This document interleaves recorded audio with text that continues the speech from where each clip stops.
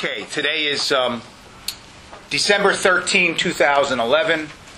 This is our next to last class. Next week is the examination, and we're wrapping everything up and try to tie it in as neat a package as I can this afternoon.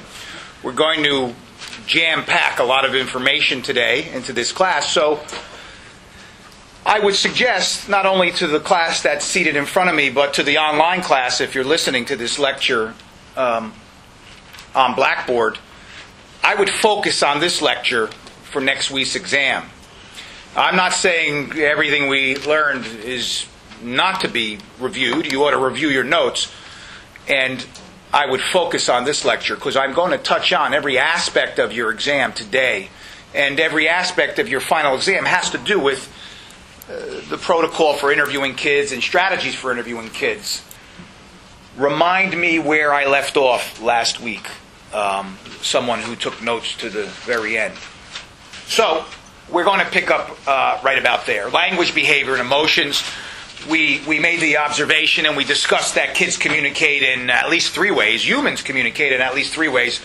But when we're interviewing kids, we have to be ever vigilant not only to pay attention to what they say, but how they say it. What their affect is, what their demeanor is, how their emotions present themselves during an interview, where they look, whether they look in the eye, whether they look down, whether they seem sad, whether they change their affect or demeanor, if they are enthused when talking about soccer or delighted when talking about after-school activities or band practice. And then when we bring up the subject of Uncle Gerardo, the eyes go down, a cloak of sadness takes over. Those are the kind of things that don't necessarily mean that Uncle Gerardo's a bad guy. Maybe it's a boring subject. Nevertheless, there's a change in demeanor, change in attitude. Those are some of the ways people communicate, and especially kids. And as was just pointed out, children have a tremendous disincentive. Tell me what I said again. I liked it. Tremendous. You may have said disincentive, but I did. To be vague and avoidant. Tremendous disincentive to inform us of what happened and to be avoidant. Something like that. Okay. And what was the last part? I got disincentive. No, I got that. And what was the other thing? Vague and... Vague, disincentive to inform us of what happened and to be avoidant. Right, and you said something else, though. To be vague and avoidant. Finding words, corner house. No, I get that. Okay.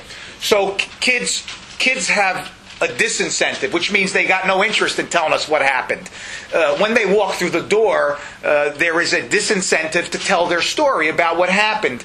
And an incentive to be vague and avoidant. That's what I meant. Because remember, these are, in most cases,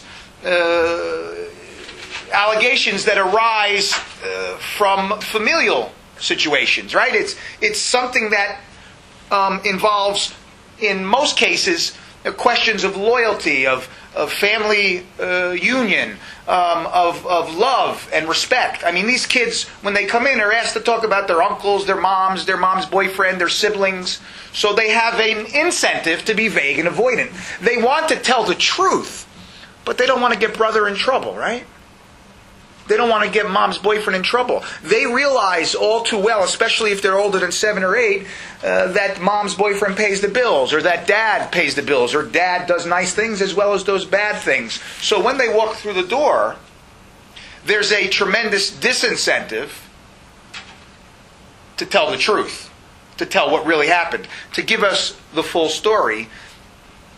And there is a significant incentive to, number one, maybe not tell us at all, but more likely to be vague and avoidant. Avoidant means, dance around the issue, not want to address what we're asking them directly.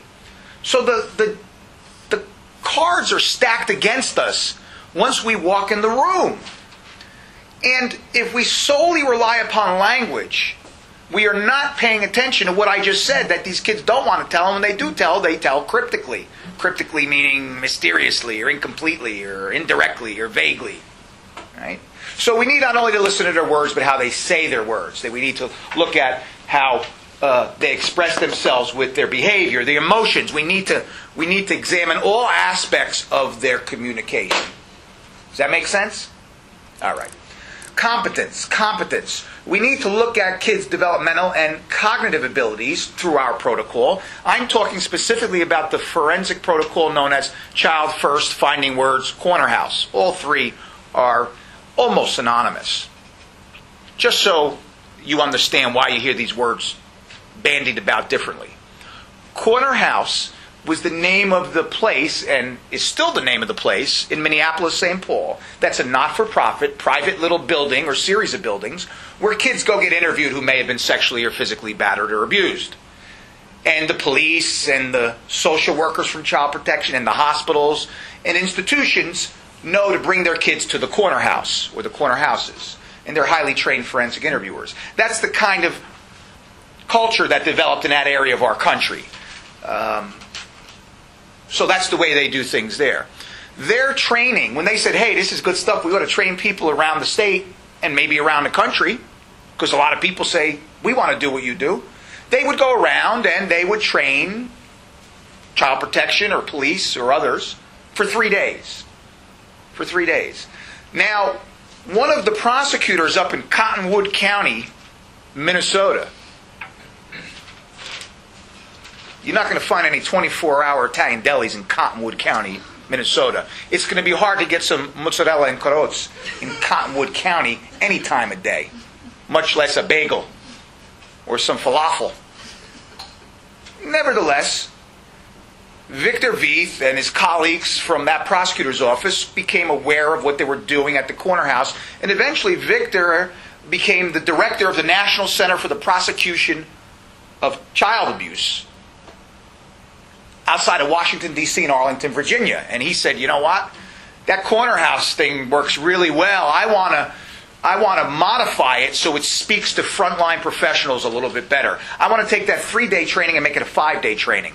I want to not only talk about what to do, but do what we're supposed to do. So we'll bring in actors who portray abused kids, and we'll bring in real kids, and we'll ask them questions so that the students, so the attendees, so the trainees get a sense of what it's like to talk to a kid. Certainly not about abuse. We talk to them about clowns and someone that they encountered earlier in the day that we paid for as part of a field trip. And we asked them about their field trip.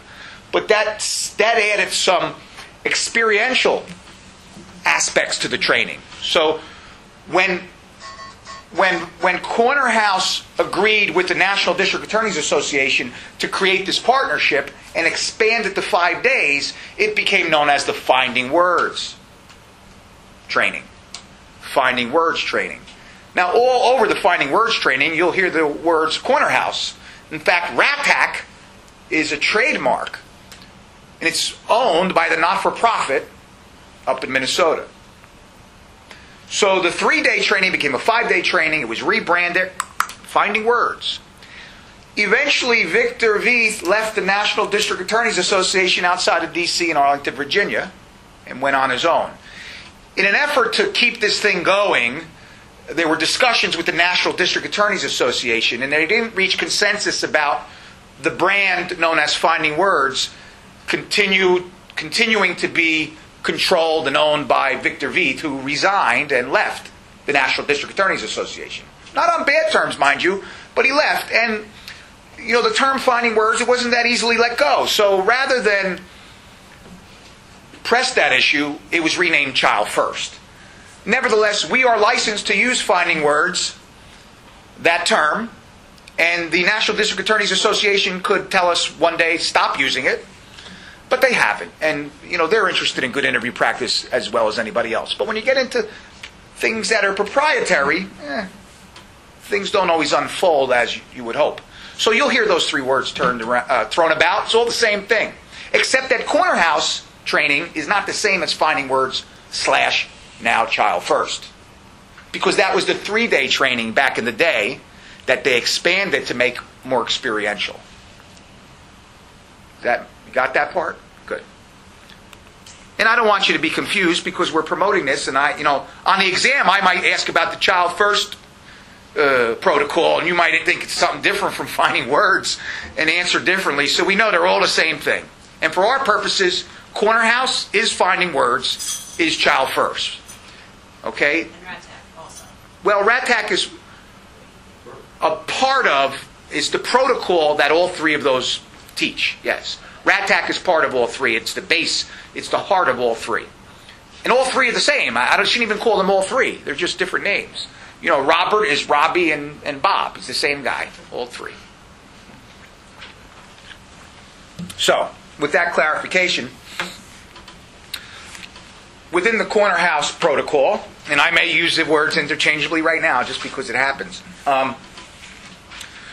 You know, we think the kid, when I say we also, I will talk we the whole time because I advocate this protocol.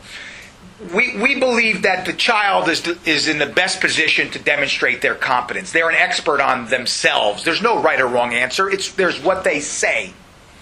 And we can learn based upon what they say and how they say it. Okay? This isn't a psychological evaluation or a clinical evaluation. And those things are very powerful and effective tools for information gathering and even diagnoses. We're not doing diagnoses. We are interviewing kids in the field or at centers to gather enough information to take that next step in a criminal or civil investigation of child abuse. We're not gathering information to do a diagnosis or to dispense medicine or issue a remedy. We're here simply to gather information to protect that child and those like that child, and in the case of prosecution, to punish a person who molested that child or had battered that child. So we don't do a developmental assessment. Okay? The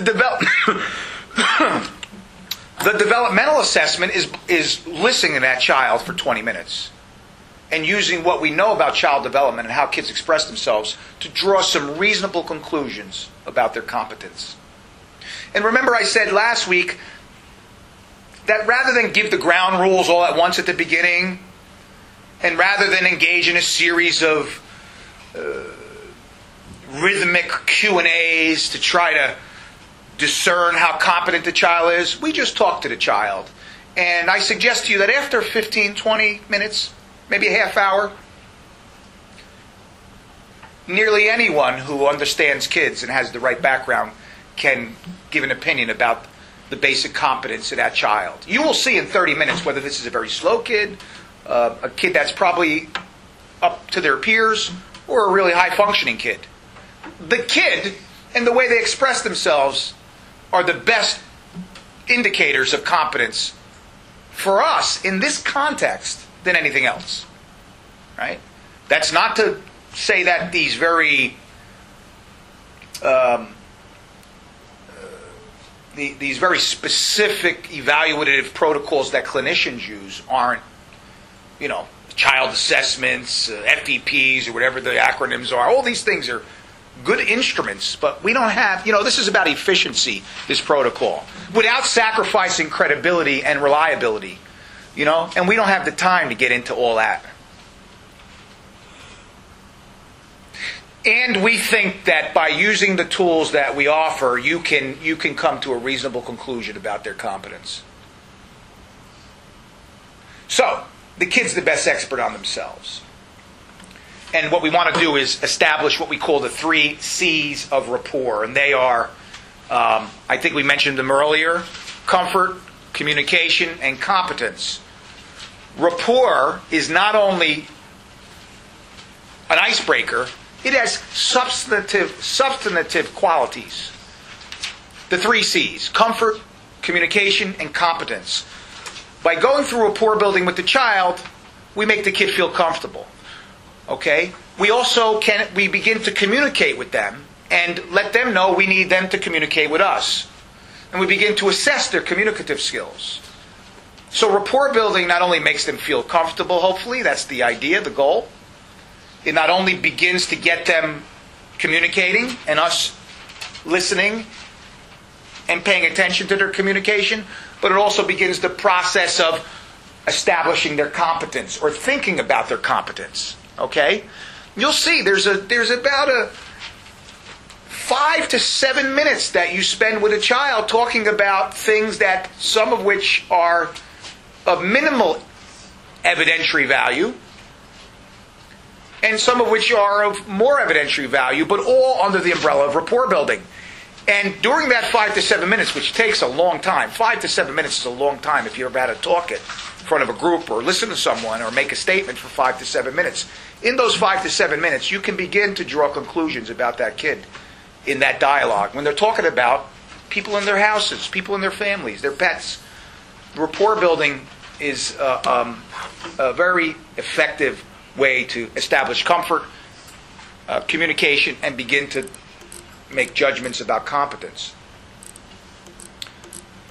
Now, before I begin here, I want you to understand that there are a variety of ways to prepare for a forensic interview.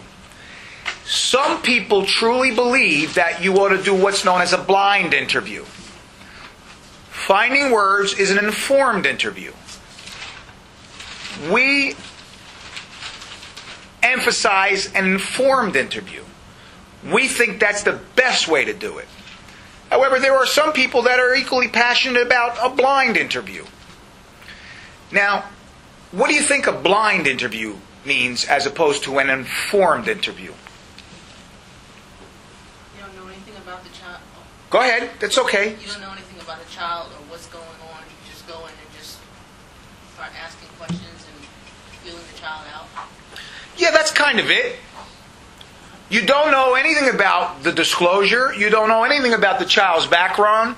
You don't know anything about what may have happened to this child. Now, there are variants of that. There are variants where a blind interview might have a little bit of information or just a general sense of what's going on. That's not this protocol. This protocol emphasizes information gathering, an informed interview. What do you suspect the reason for advocating a blind interview policy might be? Why do you think that advocates might say, well, you know what, we think blind is better than informed? Bias. Bias. Tell me more about that. I guess the more information one has in advance of the interview, I think it puts them in a position of, it puts them in a position that you can probably take the interview one direction or the other. And you just said that the more information you have before the interview might influence the direction you're going in the interview. How might that happen? Give me an example of, you're going in there and you learn some stuff about this that might influence you. What kind of stuff might influence any interviewer going in? You may want a desired answer, a desired result, and the person would be so framed to get that result. So because you know what supposedly happened and what the evidence is, you may have prejudged the case and have a result in your mind that you think is what happened, and you might go in that direction very emphatically. You might push real hard in that direction because you think you know what happened because you have information. Franklin, were you going to say something like that or something? There's more to it than that, by the way. What were you going to say? I also want to say that to be my also personalize the information. So one of the risks is that the person who knows too much might identify with the kid's experience and might inject their own personal feelings into the direction they go? Fair enough. Any other reasons why people say, you know what, it may make sense to not know anything? So that they don't ask any leading questions or misleading questions? That's right. You want to minimize the potential for asking leading or misleading questions. And how would knowing about what the kid said happened in the past make an interviewer more likely to ask misleading or leading questions? Well, they might put words Go ahead, let her in- answer. Sorry, Well, Frank. they might put words in their mouth, like say, well, did he use this if they know that that was part of the disclosure? Right. So, So let's say he used a broom handle or something like that. So if you know that in advance, what you're suggesting is because you know that and you're not getting that answer, that might pull for a suggestive question. Well, did he get anything from the garage? Did he get anything that was long and brown and has corn whisks on the end? And that's true. That's exactly part of what we're talking about. Go ahead. That's what I was saying. You were going to say the same thing too. The more you know, the more likely it is you're going to ask information-filled questions that could be suggestive, because you know information. So if you don't know anything, any other things? And there are others. I just want to point out, like, in the video that we watched, when Giselle kept asking the child, she said, so did he put his hand anywhere else other than your pocketbook?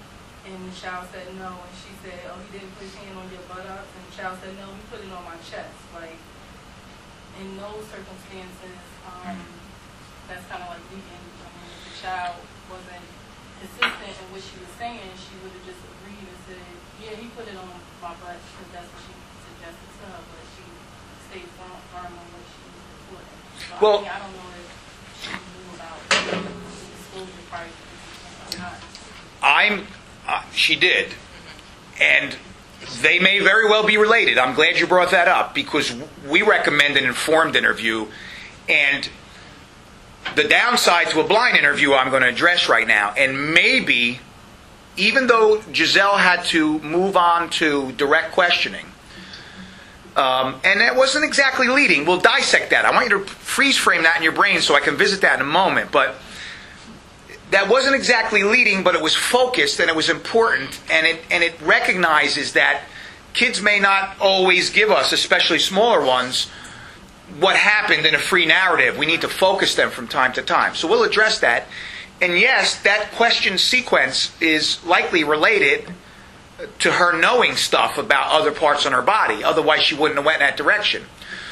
The problem with blind interviews is we're dealing with a class of kids who have a disincentive to tell us what happened because they have issues of loyalty and family, right? They have an incentive to be vague, to be incomplete, right? We've talked about that over and over. So you're dealing with a very resistant class of interviewees, children who may have been sexually abused. They go in there and they are resistant to communicating with us about what happened for all of the reasons we learned about, for all the reasons, and these are the developmental issues, for all of the reasons we learned about in the Child Sexual Abuse Accommodation Syndrome, in Sorensen and Snow's article, right, about tentative disclosures, right, retraction, testing the waters, right, in Finkelhor and Brown on the traumagenic theory, right? All of that psychology and all of that victimology, child sexual abuse victimology, helps inform us about the children who we interview in these cases' potential for telling us what happened. And it's low. So to go in there blindly without knowing anything, it really sets up the truth for failure. You know, I was going to say the kid for failure. The kid is neither right or wrong, neither fails or succeeds, but the truth suffers. And future children may be at risk when the truth suffers. And this child may be at risk when the truth fails. And justice loses when the truth fails. Morality loses when the truth fails. Our system of order and what's right loses when the truth fails. So we need to do our best to find out the truth without compromising the presumption of innocence and without compromising the potential for innocence for everybody who gets accused of these offenses. We cannot be so assertive, so aggressive, that we trample over the accused. And that's the right thing to do, not because it's in the Constitution or because it's a fancy way to conceptualize the justice system offered by defense lawyers. No, because it's the right thing to do. And I'm not talking about from a moral standpoint. It is from a moral standpoint, but it's the right thing to do if you want to allocate resources efficiently. If you want to help this child. You know, we need to focus on guys who did something and not waste resources and time on people who didn't do anything. Of course, morality does enter the picture. Justice and jurisprudence do enter the picture. But we want to make sure that we are getting what happened, not what we think happened, and pushing it down some poor, vulnerable kid's throat. So all these things make this challenge so difficult. But the informed interview recognizes that these kids don't want to tell us what happened. And we need to be able to understand what their level of development is, what they call their body parts, what they said about it in the past, what someone may have said to them about what they said. How were they greeted, so to speak, when they first told? Who did they first tell? How did they first tell? All of this information gives the interviewer the tools to do a good interview. All of this information gives the interviewer the leg up, the advantage to interviewing this kid and getting the most information and the highest quality information. An informed interview leverages the interviewer's questioning. It allows them to get the most information from the child. And now I'm going to tell you what a good preparation would look like. Now, we use what we call an intake form. We use a couple of pieces of paper that ask questions. What we want to know is who's the primary caregiver of the child. That seems easy enough. And you need to get this information from whomever is closest to the child. Unfortunately, many times that person is working at cross purposes with what we're doing because they may have tremendous loyalty to the offender. Mom may be the girlfriend of the accused, right? And child, and you know how that familial connect the dots works. Nevertheless, you need to get that information from someone. Typically, it's the other caregiver or a caregiver. So you want to know what the relationship is between this caregiver and the child. You want to know what the relationship is between the accused and the child. If the relationship is one that's tangential, you're going to have less loyalty, right?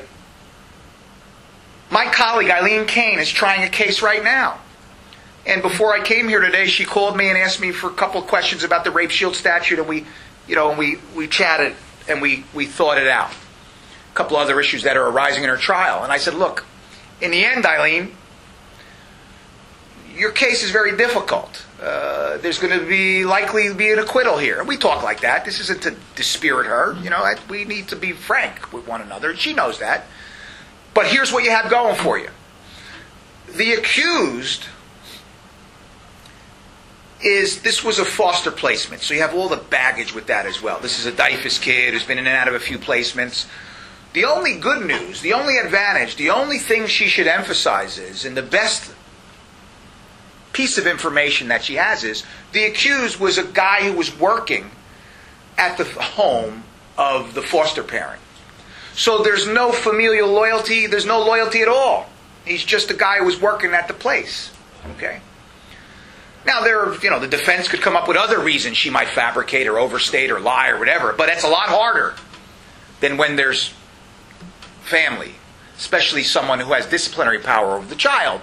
There's a lot of different reasons for fabrication that jurors find very appealing, and that may even be credible, especially foster kids. The very quick defense to that, and very appealing defense, and a winner, sadly, most of the time, is she wanted to go somewhere else. She didn't like the placement. Now, all the facts have to line up to make that defense, but they usually do. They usually do. But that's not here. This isn't about her placement. This isn't about her caregivers. So she's in good place. And if you were going to interview her and she was 6 or 16, you would know by doing an informed interview what her relationship is to the offender, and therefore she'd be more likely to talk, right? If you knew that the relationship was sibling or dad or uncle, right, that kid's going to be less likely to talk. This guy's the gardener. No loyalty or minimal loyalty, if any loyalty, right? There should not be a psychological disincentive to talk about this. There should not be. And isn't it nice to know that before you walk in the interview room? What are your odds of this kid opening up to you? Now, there are lots of factors that you would gather in the information gathering phase or preparation that will inform the direction you go in the interview and how you approach any blocks or obstacles. When we teach finding words, we get a series of referrals, these intake forms, and we dissect them. And as a group, the 8 or 12 people in there, we look for blocks and problems. Is this the kind of case we're going to use dolls? Is this the kind of case where there's loyalty? How does a child feel about the abuse? Was this an accidental or purposeful disclosure? We look at all these things because that gives the interviewer information that helps them interview. Let's look at what I just said. We already just talked about loyalty, right? Kid who's got no connection to the gardener is more likely to talk than the kid who's got to tell a story about her stepfather or mom's brother, Gerardo. Right? That kid's going to be less likely to talk, and you need to get past those kinds of things. Right? If the child had an accidental disclosure versus a purposeful disclosure, let's take a look at what that means. You learned about that by reading Sorensen and Snow early, maybe learning Module 3. And essentially, this is my definition. It squares up with Sorensen and Snow. Some people have a slightly different definition. But an accidental disclosure, it was when the kid doesn't tell someone purposely who's in a position to help them. Let me say it differently. Let's tell you what a purposeful disclosure is. It's probably easier. When a child reports past abuse, or abuse, past or present or ongoing or whatever, when a child reports abuse to someone in a position to help them, when a child purposely reports abuse to someone in a position to help them. And that's their purpose. With the intent to get help. Let me fatten that up a little bit. When the child purposely reports their abuse to someone in a position to help them with the intent that they get help. Okay? So that's, working with that kind of phrase, that's a purposeful one. An accidental one is when it gets discovered by someone in a position to help the child accidentally. Purposeful. Mrs. G. Hi, Mrs. G. Can I talk to you after class? My name's Daniela. I'm 13 years old. I go to the middle school. Sure, Daniela. Meet me at 322 in the B Hall free room. Go there. Mrs. G, my Uncle Gerardo comes in my room and it's creepy and he's touching me and I want it to stop. Purposeful disclosure, right? Let's just rewind and change the facts a bit. Mrs. G walks into that room late and she sees Daniela crying to her sister who's 1 grade lower, Gabriella. Does he touch you? Does he touch you? It's got to stop. It's got to stop. Mrs. G overhears them. She didn't go to anybody, Danielle, to get help. She's confiding in her sister. That would be accidental, right? Mom discovers Danielle's diary. She talks about it's got to stop. I can't take it when Uncle Gerardo comes in my room. That's accidental, right? The child, age 4, tells her cousin, age 14. Daniela tells her cousin, Sarah, you want to play the pee-pee game with me? This is how you play it. Uncle Manny shows me the pee-pee game. Purposeful disclosure? Is that purposeful? Did that little girl go to a grown-up or a person in a position to help her with the intent to get help? No. Right? No. She's confiding, and she's not confiding in anybody. She's just being herself, talking. That's an accidental disclosure. Now, who's more likely to be frank with you and tell you what happened? Daniela, who is telling her sister Gabriella, and Mrs. G stumbles upon it? Or the Daniela who says, can I talk to you after class? Which one is more likely to talk to you in the interview? The purposeful person, right? I'd want to know that before I interview a kid, especially when they have a disincentive to tell us what happened and an incentive to be vague and cryptic. Okay? And incomplete. That's why we believe that an informed interview is a better interview. So preparation is key, right? You want to know about this. Wouldn't you want to know, listen, this might be your stepfather, and you go, wow, there may be loyalty there. But if you can find out from the caregiver how she feels about the stepfather, that will give you more information. Oh, so she must, imagine this, this is your boyfriend and he's lived with you for 11 years also. She must have a good relationship with. No, she can't stand them. They're always fighting. She hates his guts. Okay. Well, that's different from what we expected. We need to know that. That might be important, right? That might be important. Maybe she's making a false allegation. Maybe she's embellishing. We may need to look at that. But just because there's a familiar relationship where we have the expectation of loyalty, and we have the expectation that they might minimize, or their account might be less than complete, or influenced by the relationship, we need to know what that relationship is. That helps tease out a little bit more information. So, how they feel about the offender, how they feel about the molest. I would get Mrs. G, let's assume she has a nice 10-minute conversation before DIFUS comes and the prosecutor gets involved. We would interview Mrs. G because we know she's the fresh complaint. We know she's the first person that Daniela told. I would get her as part of intake and find out a couple of things. What was Danielle's demeanor, her affect? How did she respond? What did she say? Don't tell my mother. She's going to kick my ass. My mother's not going to believe me. She's not going to believe me. She's not going to believe me. If Danielle said that, would you want to know that before you walked in the interview room? Especially if who drove her to the interview? Mom, right? Information. You know, I respect blind interviewers. Doesn't sound right. I respect people who advocate for blind interviews or non-formed interviews or however they may characterize it. But I can't imagine a better way than to know. And you know what? We're right when we worry about bias or prejudging. But the bottom line is, you can know all you want about the interview. As long as you don't exhibit that with your questioning, you're okay. You know, and we record these interviews. So if there is the potential for bias or prejudging or prejudice or moving in the wrong direction to creep into our interviews in a bad way, because we want to use this information. It's not bad to use the information. You need to use it correctly. If you know that the child was touched on her chest as well as her butt, I think we ought to ask, is there some other place in your body? Gerardo touched you? No. Well, did he touch you on your back or your knees? And we know she said no, but remember, she don't want to get Gerardo in trouble. We know that. So we're going to get a little direct here. And it sounds like the child said, no, he touched me on my chest. Well, we got it out. Why? Because we knew there was a prior allegation of a different body part, or that it was more intrusive than simply on the butt.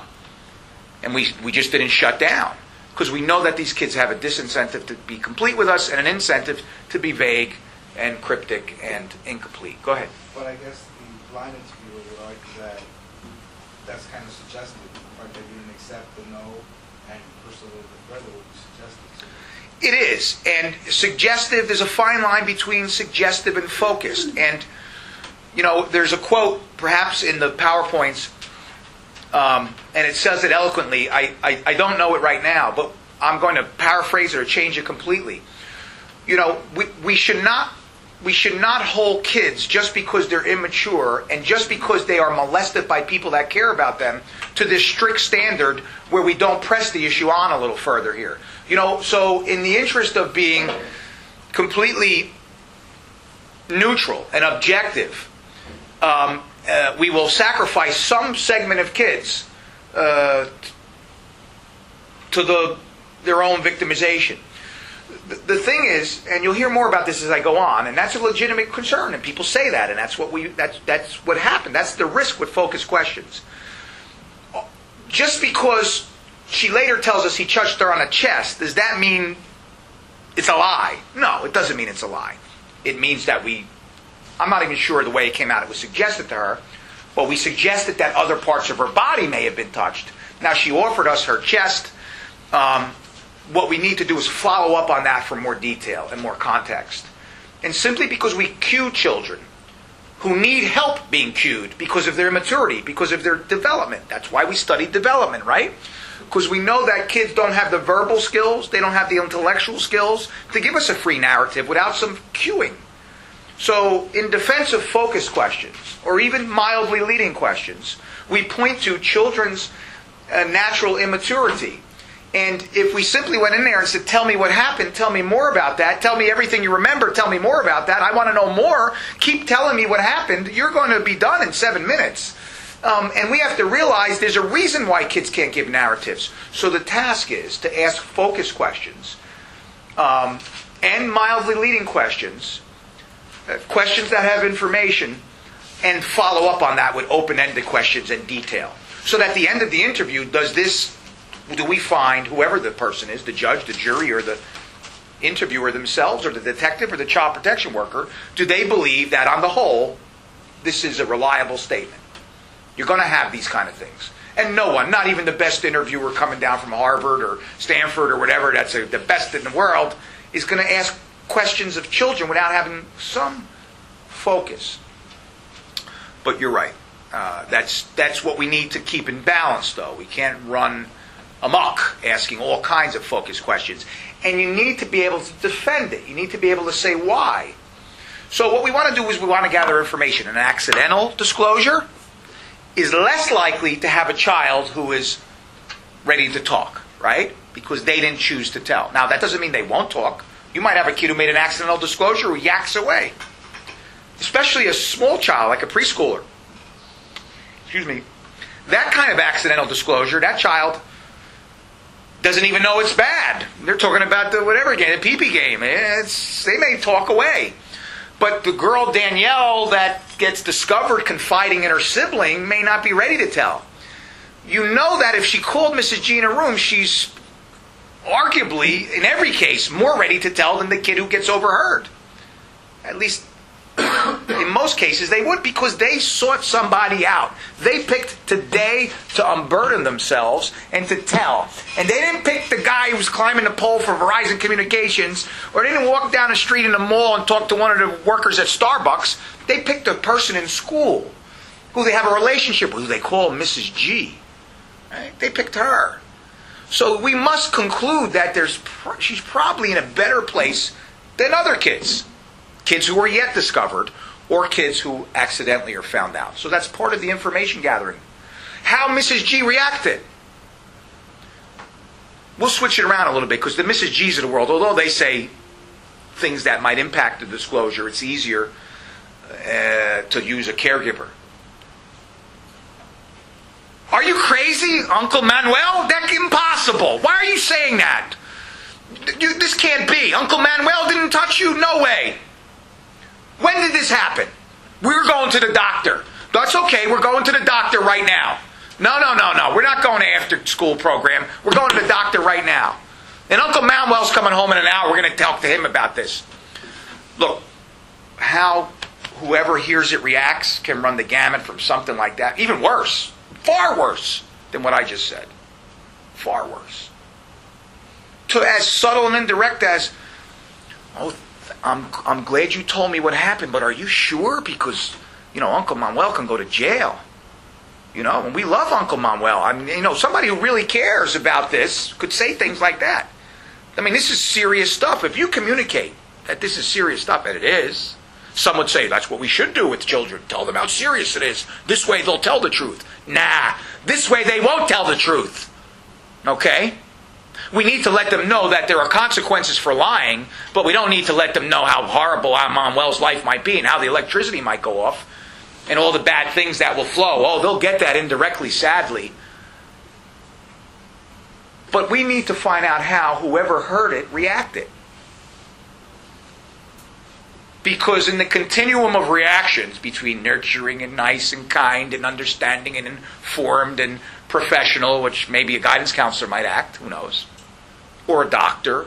Kids disclose in therapy. DIFUS workers get disclosures all the time. There's no more joyful a statement to take from a field worker from the Division of Youth and Family Services who gets that first disclosure of abuse, because they've been trained, man.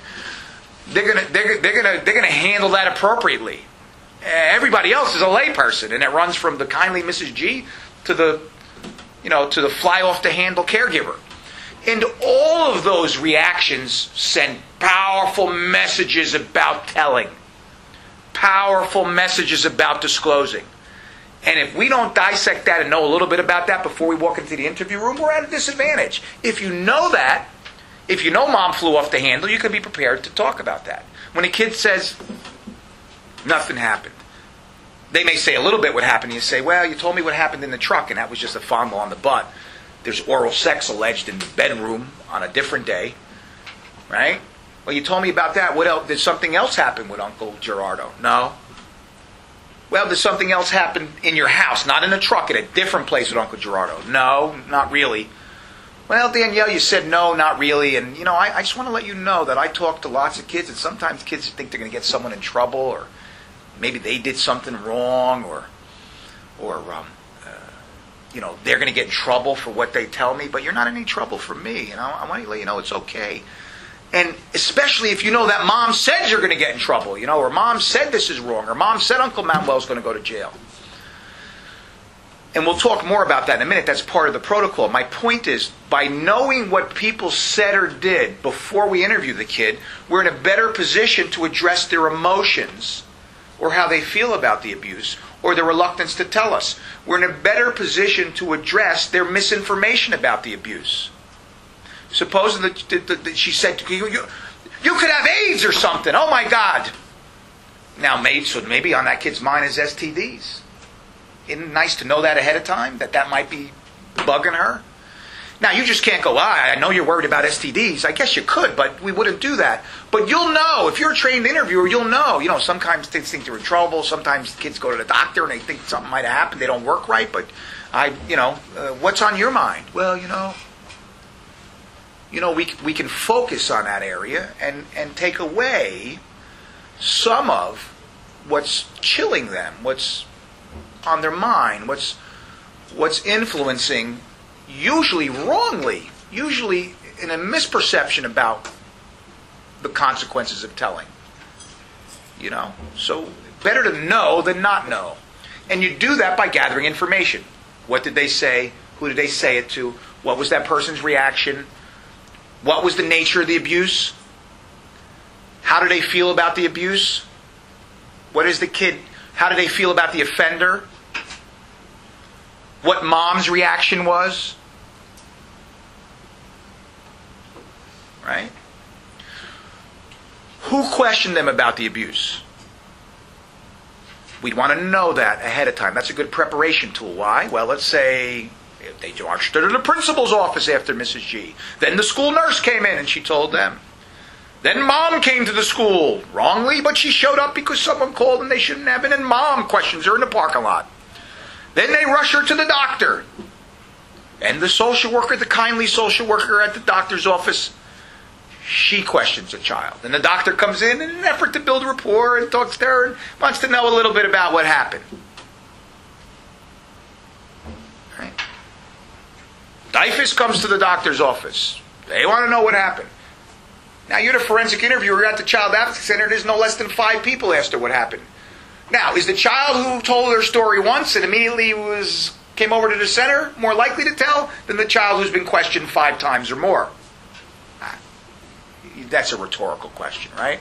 Eventually get tired of telling. And, perhaps worse, don't they believe me? The younger they are, the more they're concerned about this stream of adults who want to hear the story over and over again. And pieces are missing sometimes. We need to follow up because they think we already know that. They see this group of people as all part of the same group and everybody knows what everything is. The younger the child, the more potential there is for multiple interviews to confound the process. We ought to know that going in.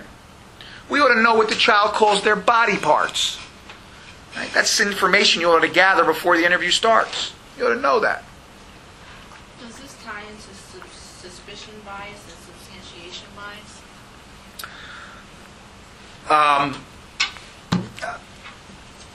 Yes and no, not really. That you're referring to article that was written in part by Tom Lyon from the University of Southern California and others in response to some of the latest research on the process of disclosure, and that really doesn't.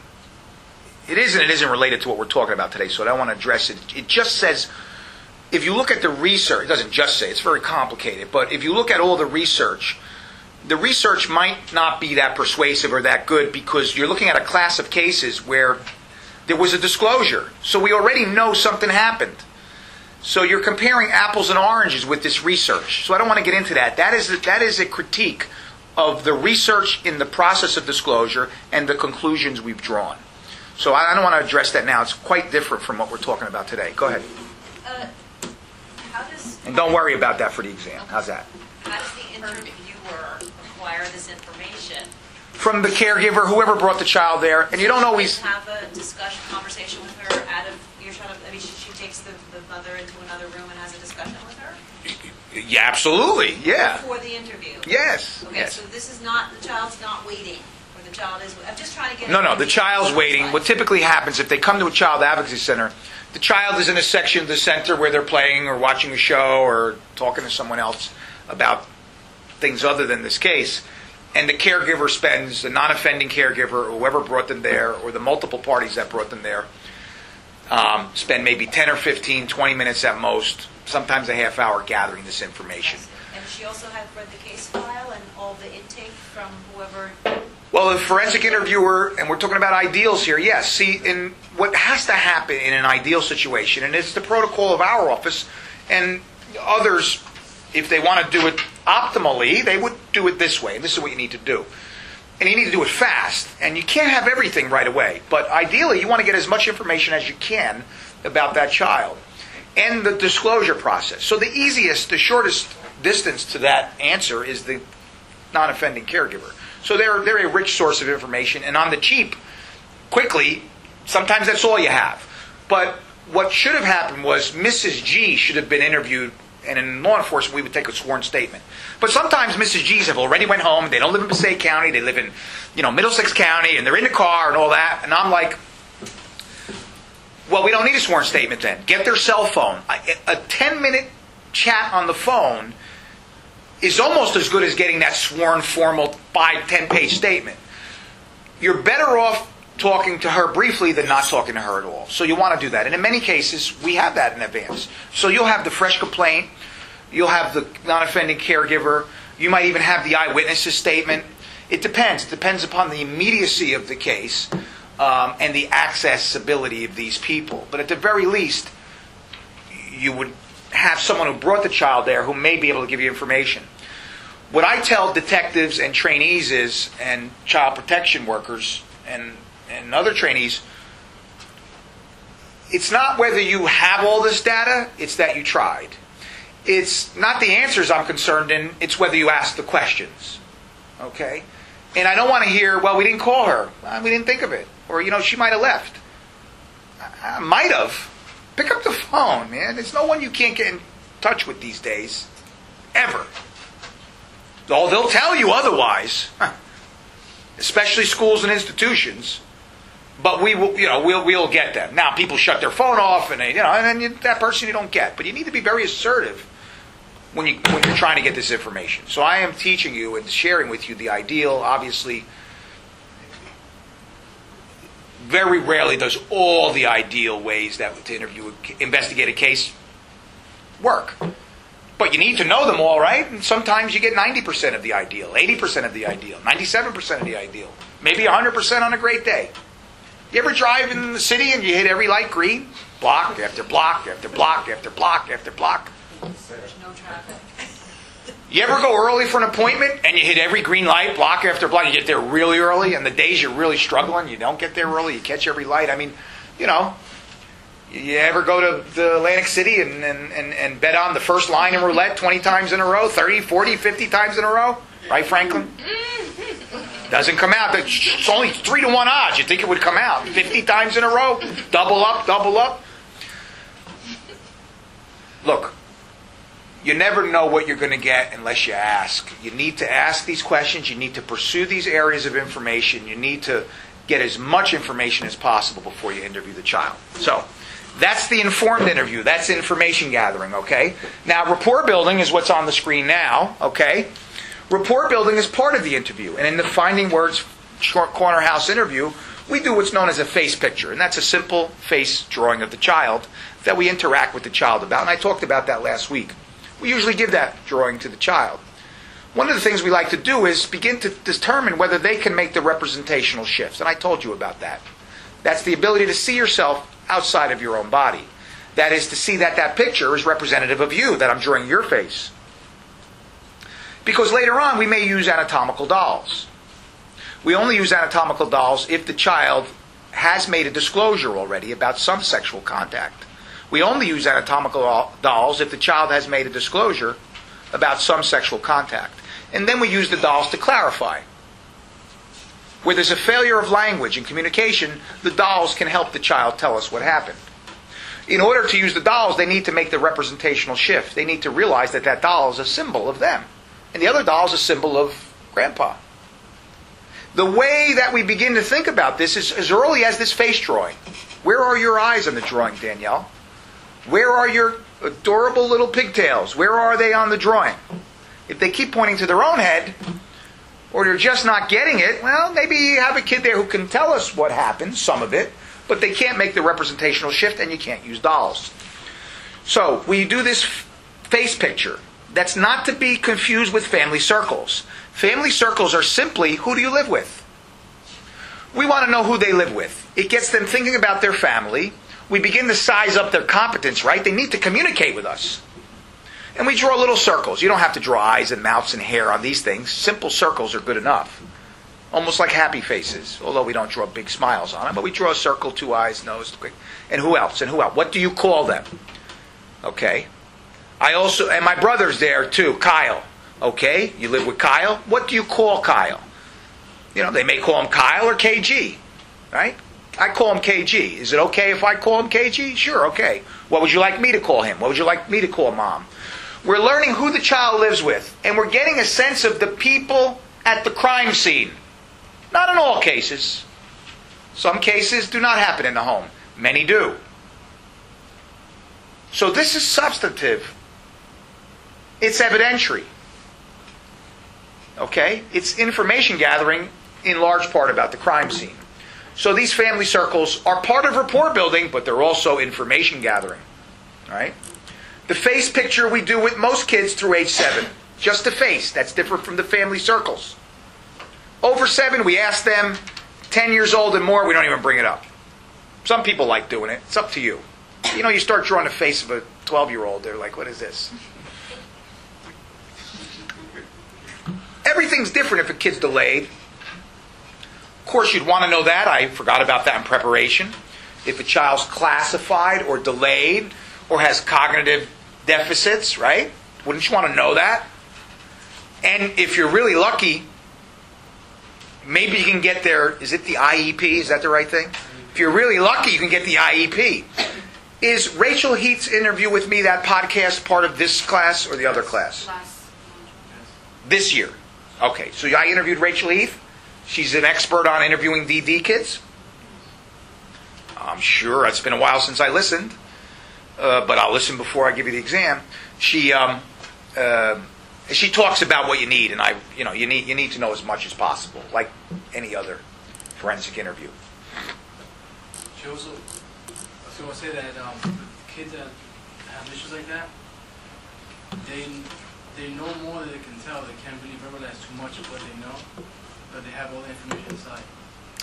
Yes, and it depends upon, and you need to know as much as you can about whatever disorder she has. I think she references Asperger's syndrome, and there's autism, and there's a lot of different forms of autism, and it impacts a lot of kids in different ways, but there are certain things we know about whatever cognitive issues they have, and you need to know about them. It's highly specialized.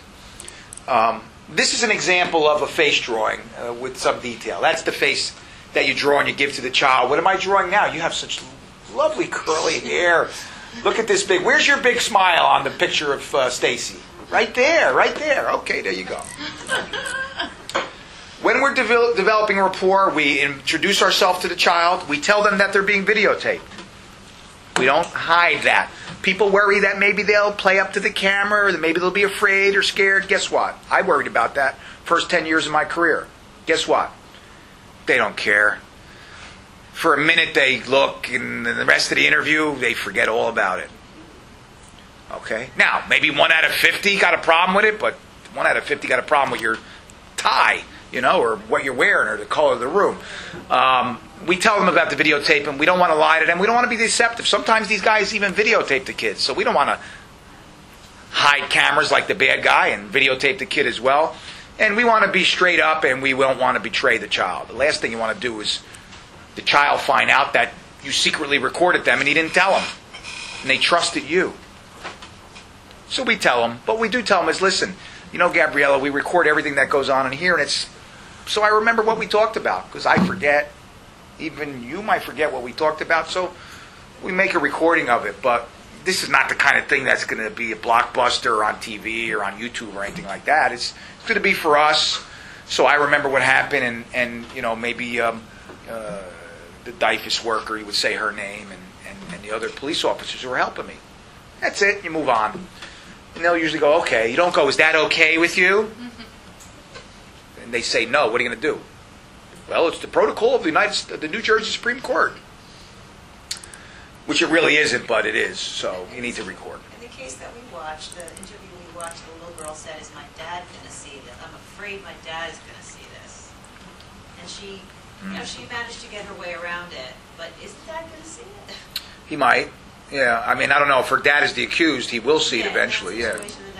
Yeah. I don't know how Giselle handled it, but you need to be frank with them. But you don't always have to be direct. I'm not going to show it to him. Yeah. But, and that... Which she didn't Well, lie. no, and she could follow up on that. She said just the two people could see it, her and the other guy. She said that anybody She who's said gonna watch the this. only people watching it right now are the detectives and me, and I'm not going to show it to your dad. I mean, she didn't actually. And anybody who's gonna watch this has to ask for permission. Right, she said that, yeah. She avoided Yeah. Well, she avoided the question. There was no follow-up with the child, and apparently the child was satisfied. You know, you might say to be 100% candid, and there are these points in time where you know you sacrifice directness because you want to keep finding out what happened. And you know, sometimes dads do see these things. I don't know what's going to happen in your case, but you know, and that's it. I mean, what can you say? It's the truth. So you want to develop rapport. You want to let them know about the video camera. You're beginning to establish their abilities by talking to them about these family drawings. I mean, their face drawing. Okay? The family circles. We do those with kids through 10. And this is an example of the family circles there. And that's, you know, they're like little miniature happy faces, as I said earlier. And you want to find out not only their kinship terms, but also what they call them. And you would write that down. And you'll see clips in a moment. Transition statements are critical in a forensic interview. Critical. When you're talking about who they live with, and then you want to talk about touches with them, which you'll see in a moment, that's the T in RATAC, you need to say, well, thank you for telling me all about who you live with, Danielle. Now I want to talk to you about touches. Whenever you change subjects, it is very important to use a transition statement at all aspects of the inquiry, all times. These are examples of transition statements going from the face drawing to the family circles. That drawing with the curly hair to the family circles. You might say it's not here exactly like this. Well, we're done drawing a picture of your face, Danielle. Now I want to talk to you about who you live with. Now I want to talk to you about who's in your family. Do you live in a house, an apartment, or someplace else? Okay, now I'm going to draw pictures of the people in your house. Okay, those are just different ways to make the segue or the transition to the family circles. People left out might be interesting. If they leave the accused out or some other person out that they have a problem with or has been abusive, you know, that might be interesting. You know, and you continue until rapport established. You ask about pets. Now, most of the time you're going to establish rapport through the family circles, but if you haven't, you can move on to pets or maybe their best friends and things like that. You're drawing people in their life focused on who they live with. That's the main point of it. Okay, now before we move on to anatomy identification, Franklin, could you hit the lights, please? Let me just take a quick look at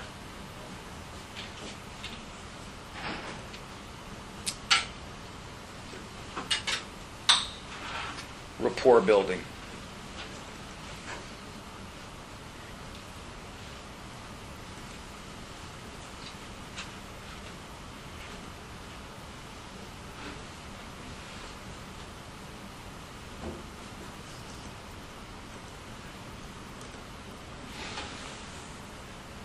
Okay. Oh. Can you give me the light again, Franklin, real quick? I can't see this thing here. I got to put up the volume here.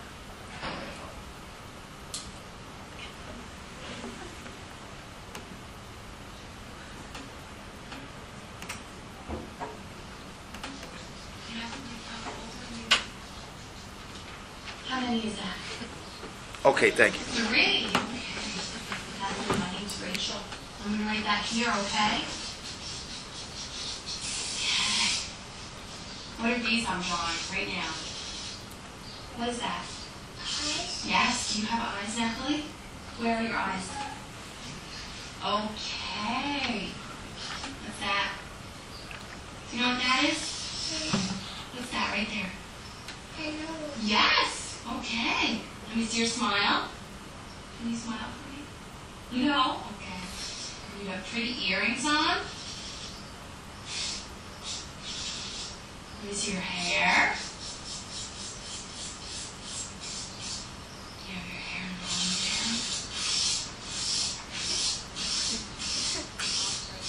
That is my picture of Natalie. How's that? I'm going to draw some more pictures, okay? I'm going to take this down.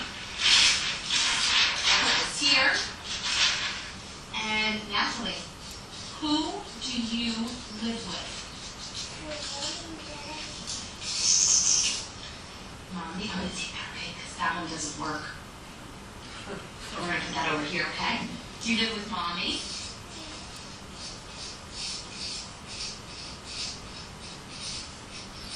And Daddy? Yeah. Natalie, who else do you live with?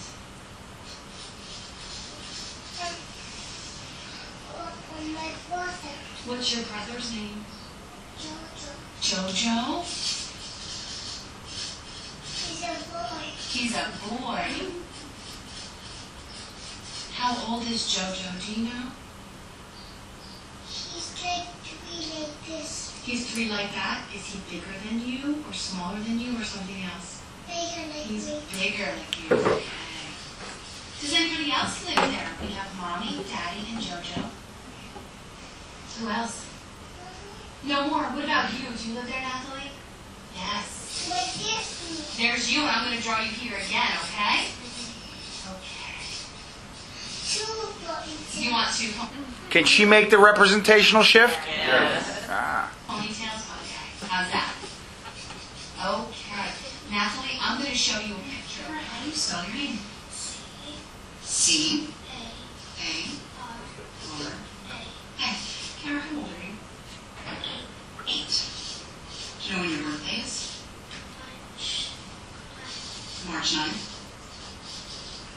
Right. Kara, my job, I don't know if anyone told you, my job is to talk to kids. Sorry. My job is to talk to kids. That's what I do in this house. I'm going to talk just like you and I are doing right now. And lots of kids sometimes get embarrassed or scared. They don't know who I am, so it's kind of like weird talking to someone that they don't know. I want to let you know it's okay. I don't feel that way. Usually with the younger kids, I start off by drawing a picture of their face. Would you like me to draw a picture of your face?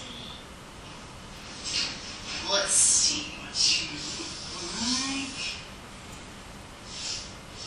What am I drawing, Kara? Your face, what are these? Your eyes. What's that? Your nose. Your mouth. Let's see, what am I missing? Let me see. Your hair.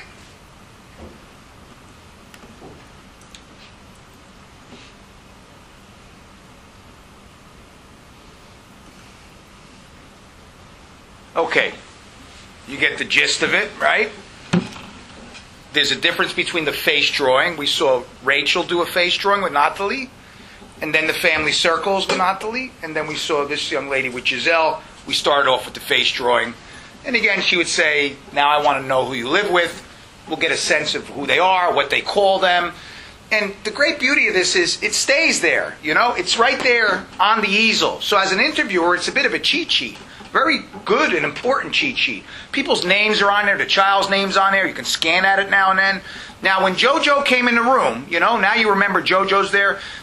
Or that's what she calls her brother, Natalie, JoJo, right? And when we talk about language, I discourage pronouns. I like proper names instead of your brother, JoJo. And it's easy to remember JoJo because he's right there on the board. You move from rapport building, RA, to anatomy identification. Anatomy identification. And because that's going to be involved in our forensic interview, right? They're here because these are children who made a disclosure of some sort, some way. There's a reasonable suspicion about sexual abuse. If there was physical abuse, we wouldn't do anatomy identification. This is for sexual abuse. You want to learn and understand what the child knows about the different genders, whether they can determine or distinguish between a boy or a girl. And that's for the real little kids. More importantly, we want to know what the child's names are for their body parts. And we want to reach common ground on that. Because we're going to have a discussion later where what they call their body parts, if there is a disclosure, what they call their body parts is critical. And there is a lot of potential for ambiguity, misunderstanding in any interview. Especially when we're talking about human anatomy and sexual abuse and the mechanics of sex. We want to make sure we get it right. We want to make sure we are interpreting the words that they are saying about their body parts accurately. You know, privates are breasts, butt, and vaginas to some kids, only the vagina to other kids. Sometimes kids call their vagina their butt. You know, we make no assumptions. None. What we do is we find out what they call their body parts. And we do it at the front of the interview, to the extent that people think it's suggestive. Well, it does show a rather limited drawing of a naked child about the child's age, boy and a girl. And we do both, not just the girl. We do both. That's to be objective. That's because we don't know if the child was, if it's a female on female child molest. You say, well, why not just use a female child?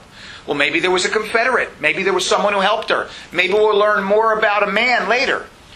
Or maybe we were wrong. Maybe the information we had was wrong. It wasn't a woman, it was a man. At this point in the interview, we're not going to assume that it was only a woman or that only a woman factors in.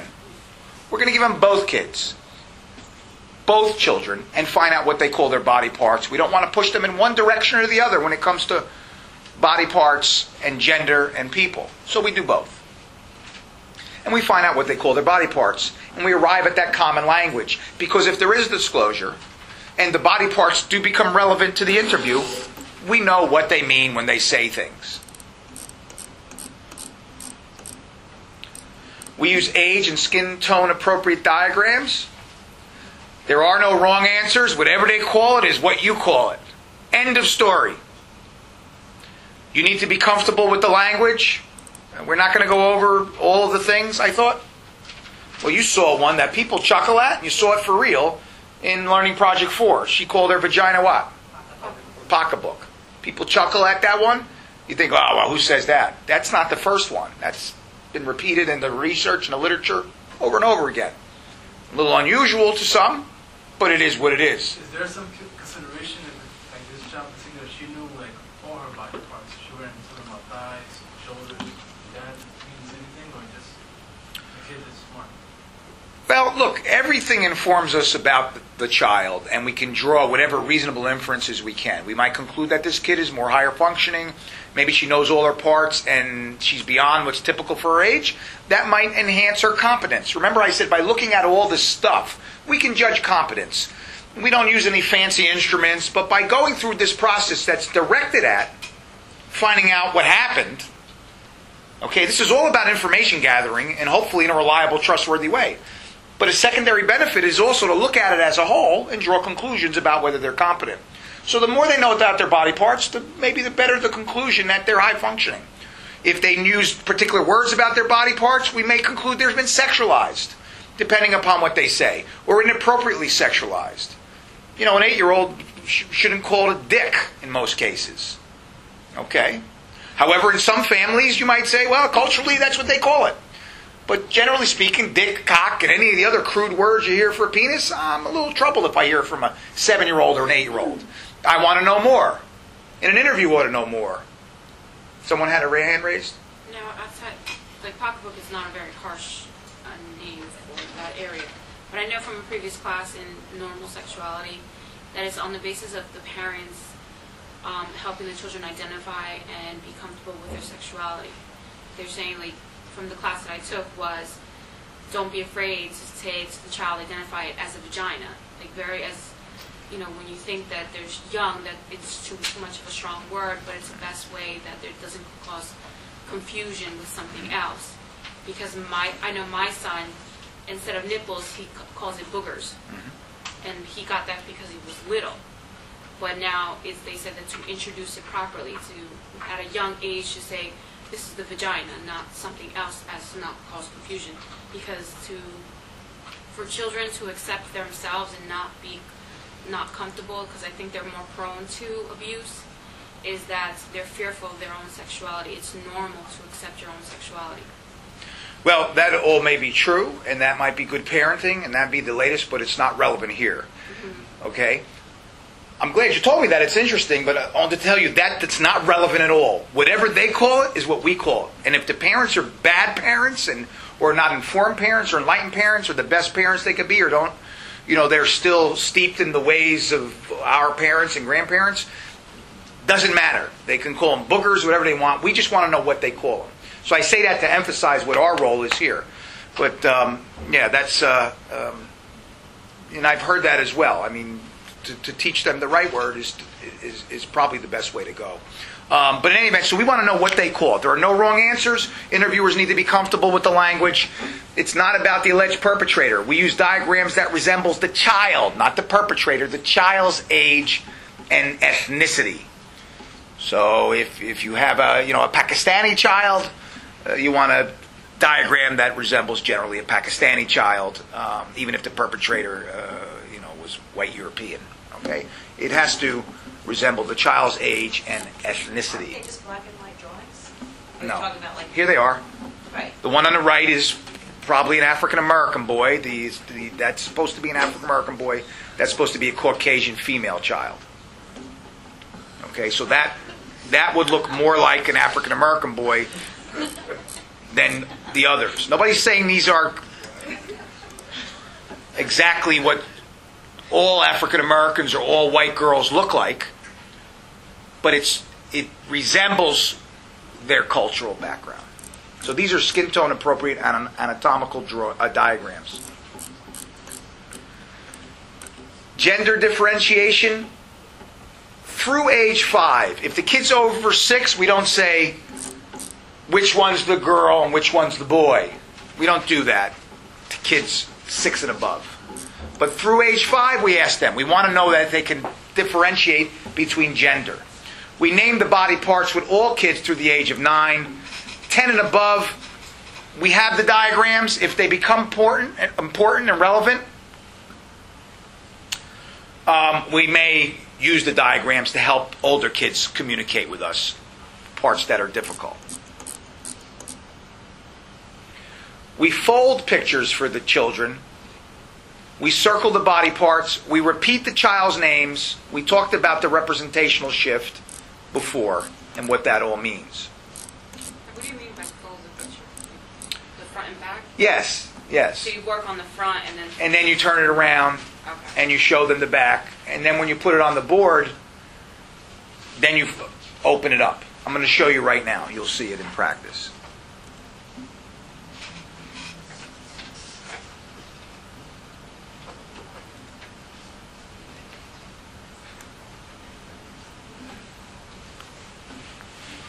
Talk to kids. They have lots of words for their body parts. So I want to know what you call your body parts. Okay? I'm going to show you a couple pictures. What's this a picture of? Abby. you a girl or a boy? Yeah, a girl. Okay, and how about this one? My brother. Your brother, is this a boy or a girl? A boy. A boy. And which one are you? This one, okay. The girl picture. Okay. I want to know what you call your body parts. What's this, Cyrus? What's this? A hair. Hairs. And what are these? What is that? A eye. What's that? Nose. And what's that? A mouth. Oh, no. And what's this? A tummy. On the tummy. And what's this? A titty. A titi. And what's this? A hand. A hand. And what's this? A potato. A what? A baby. A bee. And how about here, Cyrus? A bag. Flag. And how about this? A booty. Okay. Cyrus, do you have all these body parts? Yes. Okay, I'm going to put your name up here. My sister's. Now, supposing the child says, I don't know, or just looks down and refuses to answer, what would you do? Well, try one more time. What would you say? How would you try one more time? Go ahead. I hear all kinds of words for these body parts. Some kids call them this. What would you like to call them? Excellent. Now, one needs to, and this is the part that's semi-flexible and relies upon the art rather than science. If you size up that the kid's embarrassed, before you even go to that, you might say, you know, I talk to lots of kids about these parts. Some kids are shy or embarrassed, and, you know, some kids are, you know, not allowed to talk about this. But we could talk about this in here because I just want to know what you call them. You don't have to be shy or embarrassed. And they may answer then, or they may not. And they may say, well, I don't know. And then you might say, well, you know, I talk to a lot of kids about this, as was just stated. Some kids call it a vagina, some kids call it a private, some kids call it a, what do you want to call it? And some kids call it other things. Keep it open-ended. What do you want to call it? And if they don't want to answer, say, oh, we'll come back to that. And then you go on to the next part. Now, if that part becomes relevant, then we'll name it later. But we can leave it unnamed. It's not critical. But we try to use the strategies. And what did I tell you about information gathering? We want to ask the non-offending caregiver what their children call what? Body parts. So among the group of options in our open-ended, non-forced choice, multiple choice question, we ought to include what term? The term we got from who? From non-offending caregiver, that she says the kid calls the vagina or the breasts or whatever. So if you learned in the intake she calls them boobies, some kids call this a chest, some kids call these ninnies, some kids call these boobies or something else. What do you want to call it? Now the hope is they'll latch on to boobies and we got inside info and we got information. Right?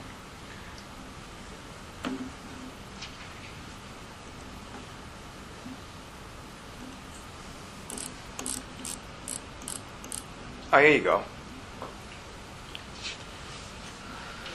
Where's fever crunch?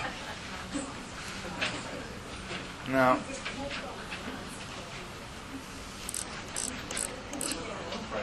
Touch inquiry. So we did RA. Now we're on T. Rapport building, anatomy ID, and then touch inquiry. And the purpose here is to assess the child's ability to understand and communicate about touch. We don't do good touch and bad touch. We do not do good touch and bad touch. I explained to you why we don't do that, didn't I, in the beginning of the year? Yes. Good. We're beyond that. So what we do is we want to know, we don't see when we put good or bad on it, we're putting labels on it. But we want the child to tell us about touches. What's good for one child might be not so good for another. What's bad for one kid might not be so bad for another. We want to know how they perceive these touches or touches in general.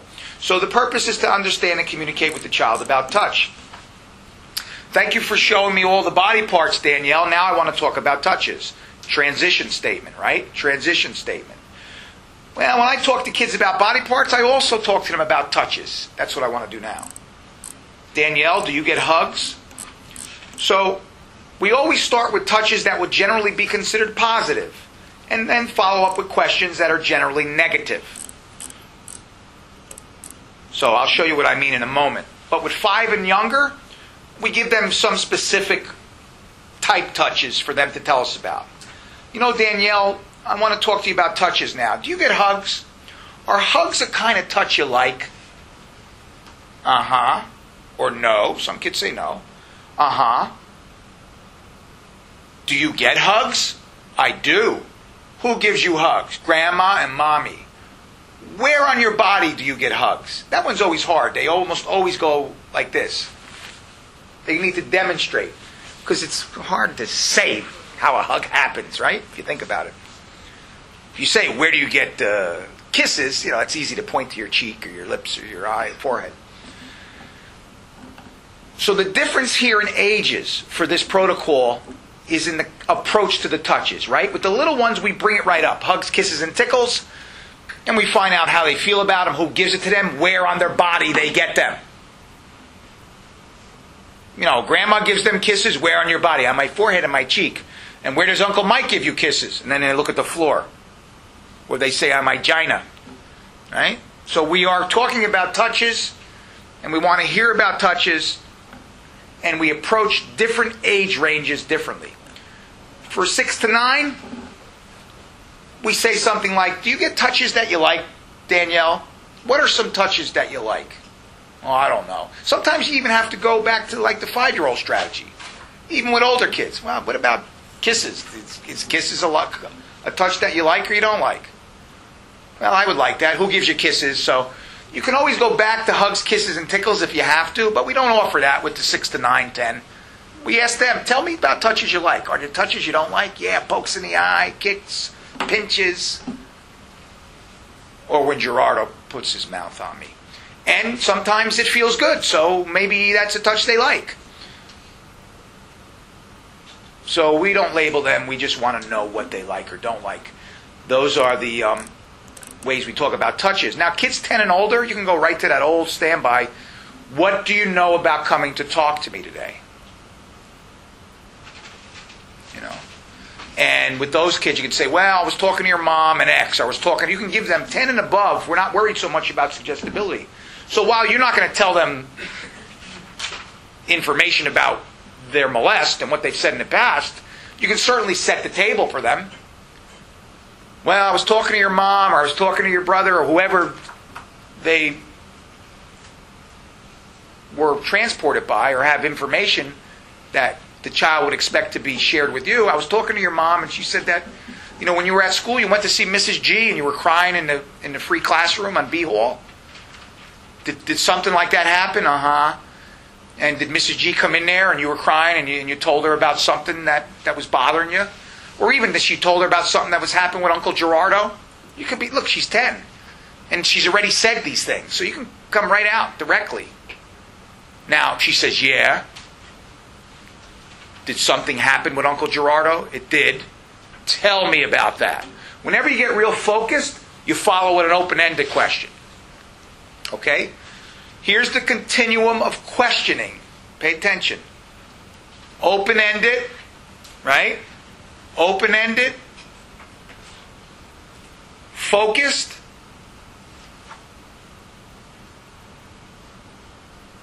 Multiple choice with an open end.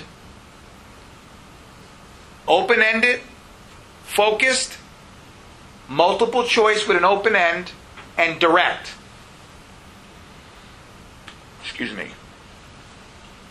Open-ended is, tell me all about life in your home on Market Street. Tell me all about your relationship with Uncle Gerardo. That's focused, right?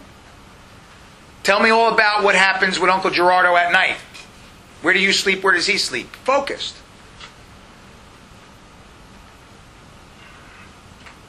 Does Uncle Gerardo, assuming she made some other statement, does Uncle Gerardo come in your room at night, in the daytime, or some other time? Multiple choice with an open end, right?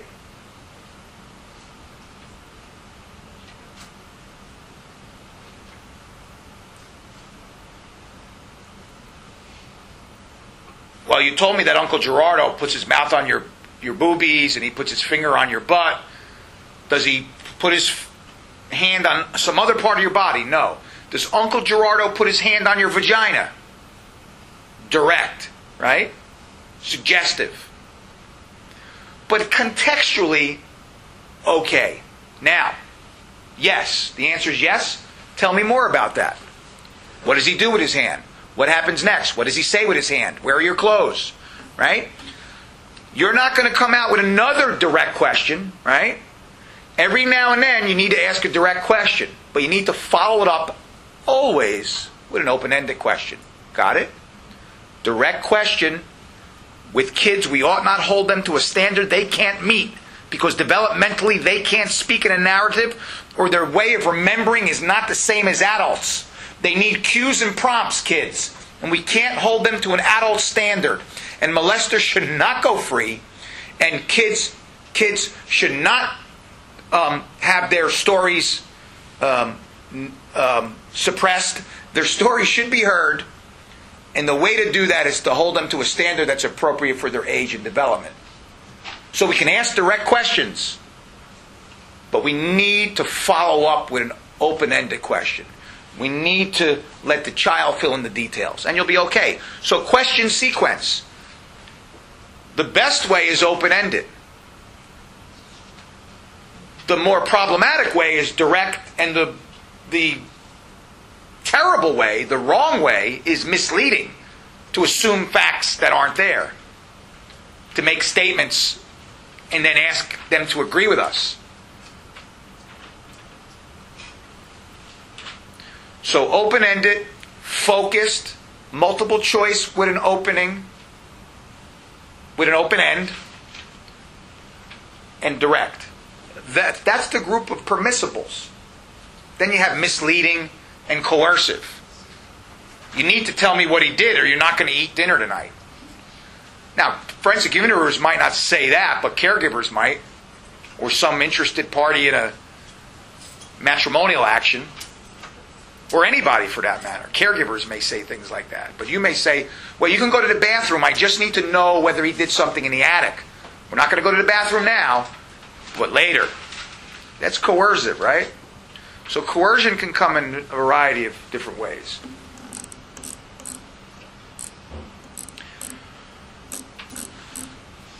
So when we talk about touches that the child likes and touches that the child didn't like, we also ask them, okay,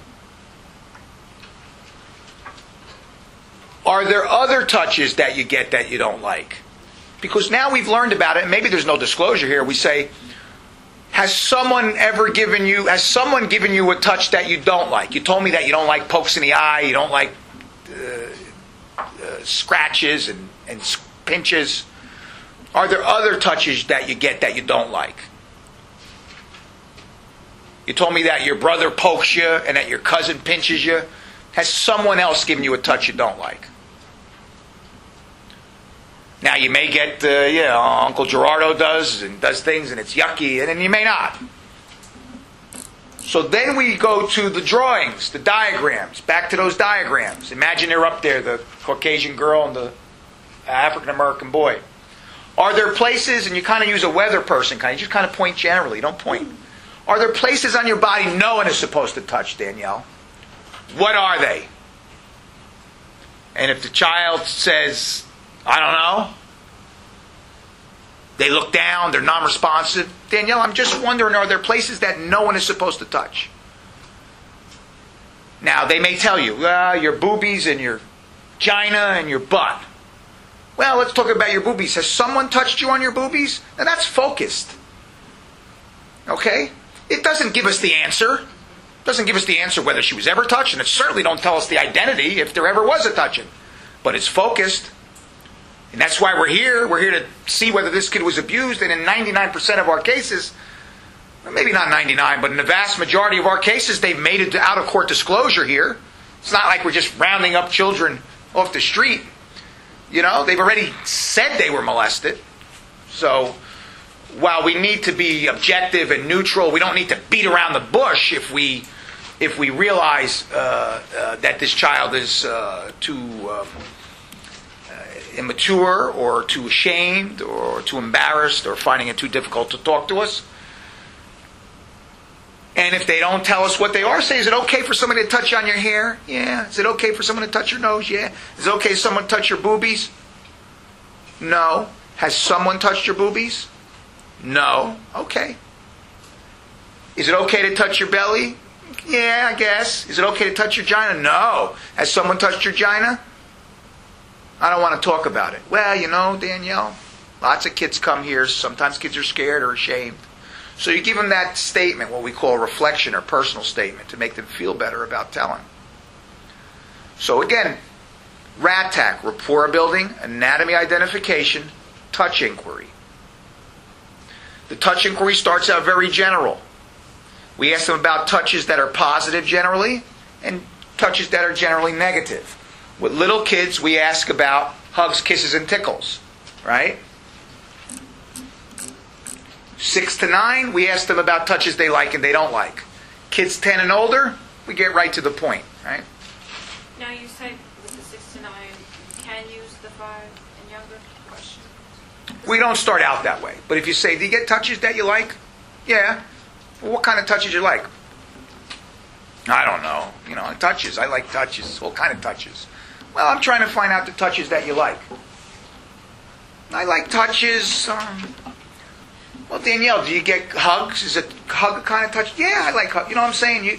If they're not expressing themselves, or they're anxious, or they're just not saying it, we're going to get into it, and we'll bring up one. We didn't tell them how to feel about it. We go, do you get hugs? So yes and no. Most kids are going to tell you what touches they like. Some kids, for whatever reasons, may not. So you might have to offer them hugs, kisses, and tickles. No. So now the video that we had to present yesterday with Giselle and Kira, who's 9. Right. Giselle did ask her what kind of touches she liked, and then she said, I don't know, and then said hugs and kisses and tickles. There you go. But Perfect example. But then my concern was she didn't leave another option. She just kept staying with the hugs and kisses and tickles. Is that appropriate? Because we're not asking the child for information about their past history or their molest. We're offering them hugs, kisses, and tickles to find out how they feel about these kinds of touches, and then to ask them whether they receive. There's nothing wrong with that, and it was appropriately done. You want to start out, because kids are older than that age. They can express themselves. You don't have to spoon feed them. But if they're not, for whatever reasons, this kid is an example of what I just expressed to you. So then you offer them hugs, kisses, or tickles. You can come up with 7 more, but we go with hugs, kisses, and tickles, and they're relevant to kids' general experiences. And they're not about molests. They're just about touches. We want to talk about, because the dialogue is going to be about touches. So we want to get a sense of how they understand touches and how they communicate about touches. It's really to give us a baseline of understanding, because later, if they do say he puts his finger in my butt or whatever, we want to make sure that they are able to communicate and understand touches and all that surrounds communicating about touches. Now I'm going to show you a clip now, and then we're going to I'm going to go over the balance of those subject areas I gave you for the exam. The rest of this, you have to watch the video. You may have watched it already. It was part of your... I'm doing the same thing I'm doing now on the website, on Blackboard. Has someone watched this already? Okay, so you've seen me... Am I inconsistent? You've seen me go over these slides already, and if you've never seen me, I'm not going to finish today. It's on you to watch them on the computer, okay? But I have video clips as well that illustrate these issues, correct? Right. So I'm going to do that now. I just want to take, while we're here all together, I want to take a quick look at the, this is not it. Hold on, Franklin. Here we go. Let's see, video clips. And touch inquiry. Okay.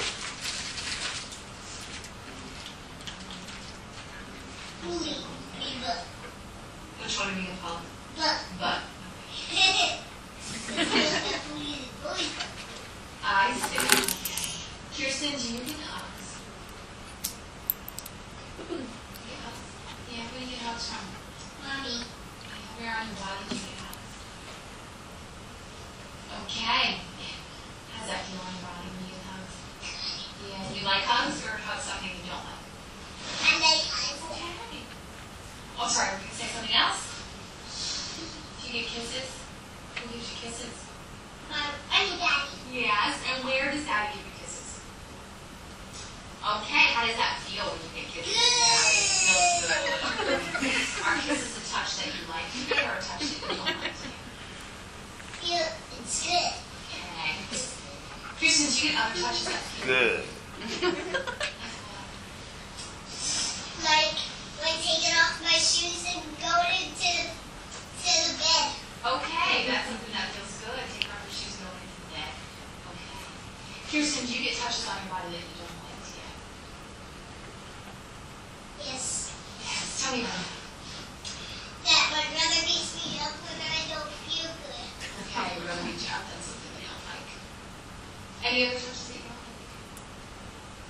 Okay. Kirsten, is there any place on your body that nobody is supposed to touch? Okay, your booty, any other place? Your boobies, and any other place? Pee-pee. Anything else? Can't even touch nobody's. Can't touch your whole body. Okay, your whole body. Did anybody ever touch you in your booty? Okay. What about your pee-pee? Anybody ever touch you there? Okay. What about your boobies? Okay. What would you do if somebody touched you there? I will tell my mommy so bad. Okay. Did you ever have to tell mommy about somebody touching you? Okay. What was that? Mommy, Daddy, and everybody. Okay. Tell me about what happened. He was coming in. He took his shoes off. He wanted me to come in the room. He took half of my panties off, put my jammies on, after my bath. And then he was doing, taking his penis and putting it in my pee-pee. Okay. Who is this that you're talking about? Right. Okay. I'm going to draw his picture up here. Yeah, sad. Sad.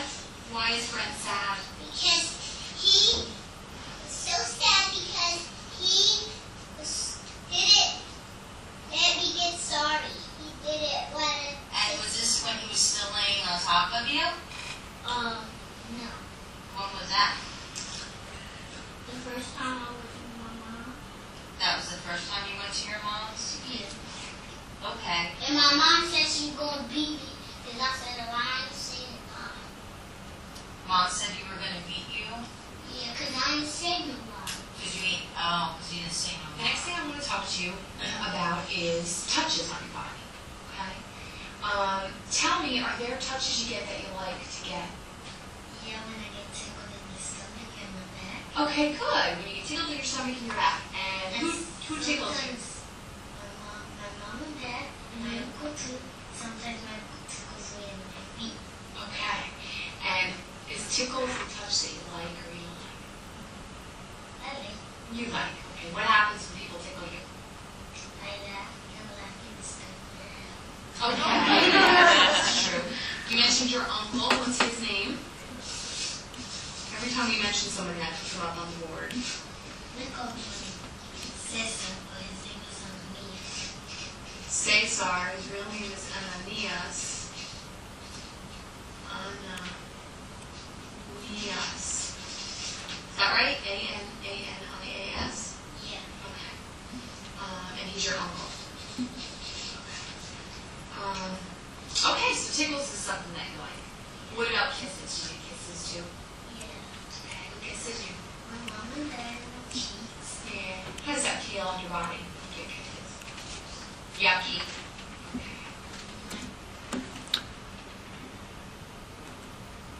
Okay, you can put the light on, Franklin. Thank you. So you get the picture there. We're asking about touches they like and don't like. With the little ones, we're asking about hugs, kisses, and tickles. You saw Rachel there have a child deny touches. No, I'm not sure what the issue was. We can think about that more and maybe come up with a reason. You know, she denied that she was touched on those body parts, and then she said, and this is one of the final ways that we attempt to find out about the abuse scenario, which is the next step after touches, RATAC, R-A-T-A, abuse scenario. Well, if someone touched you on those parts, could you tell someone? Who would you tell? I tell my mommy real fast. Did you have to tell your mommy something about that? And she says, yeah, so we got there. Now, why it's inconsistent, we can figure out by looking at the whole interview and maybe drawing some conclusions. But more importantly, I wanted you to see the process of touch inquiry. You had it with an older kid and a younger kid. And you also see the great utility of the board, right? In both instances, we drew additional people on the board. We don't write everything on the board, but we do the face drawing and we do the family circles, and then as things pop up, we draw them on the board. And the uncle in that second one, the tickling uncle could be perfectly innocent, but we need to know more. I'm not sure where that interview goes. Okay? Any questions about the touch inquiry? All right, so I mentioned how important it is for preparation. I also talked about question sequence, right? What were the other three things I mentioned first thing this afternoon? What's after question sequence? Anatomical dolls. Anatomical dolls. Okay, we didn't get to look at video on anatomical dolls, but it's on the website and you need to look at it, okay? Hold on there. I want to just address anatomical dolls. We only use anatomical dolls when a child makes a disclosure. It's to help the kid express themselves when there's a failure of language or they have a hard time using words to tell us what happened. Dolls are good because they tap into kids' symbolic memory. They tap into their recollection in a different way than words do. The dolls help take the child back in time and place. And you tend to get more and different details with dolls. Okay? So anatomical dolls are only used when there's a disclosure. And that makes sense because you can't clarify something that hasn't happened. We use dolls to clarify when a kid has a tough time expressing what happened. Very common are body mechanics or body positioning. Where was his body? Where was your body? How did he put his finger in there if you were sideways? Why don't you show me with these dolls? Why don't you show me with these dolls? There's a very specific protocol for using dolls. We let the child show us. We don't talk when they're showing us. We go, what's happening now? We let the child narrate. What's Uncle Gerardo doing now? What are you doing? Not, I see Uncle Gerardo's licking your chachi. What did he do next? No, we don't draw any conclusions. If they put the dolls on one another, we say, what's happening? What's going on? What's Uncle Gerardo doing? What are you doing? So there's a very specific protocol for doing that. We need to check whether they can make the representational shift. We talked about that. We only use it to clarify. So obviously if they didn't make a disclosure, there's nothing to clarify. Body positioning, spacing, very often needs clarification. You may remember when I talked about comparatives earlier in the semester. The girl who said, in response to Fran, who asked about how big the suspect was, she said he was, and she says, big, small, Fran says. And later she says, well, Julio's big. She's talking about some other boy or man. And Fran's saying, like, well, how could he do this if you were doing that? And I forget exactly what it was. It was a good example of using dolls. That was about body positioning, so very common. All right, what was the next thing that I mentioned that I want to emphasize? Can you just clear one thing up about the dolls? You take the dolls out in the interview to clarify something that you, the interviewer, doesn't understand. Right. So, is there a way to introduce the doll? Yeah, absolutely. I'm not teaching that now. It should be on the website, but you didn't see it? Well, I'll put it up there if it's not there. There's an introductory phase. You take the dolls out. You don't have the dolls here. But you say, the child, so tell me how his body was on top of your body, or what he was doing. He was doing the wiggle game. Well, I've never played the wiggle game. How do you play that? You get up and you do the wiggle wiggle. Well, I've never done that. How was Grandpa's body when he did the wiggle game?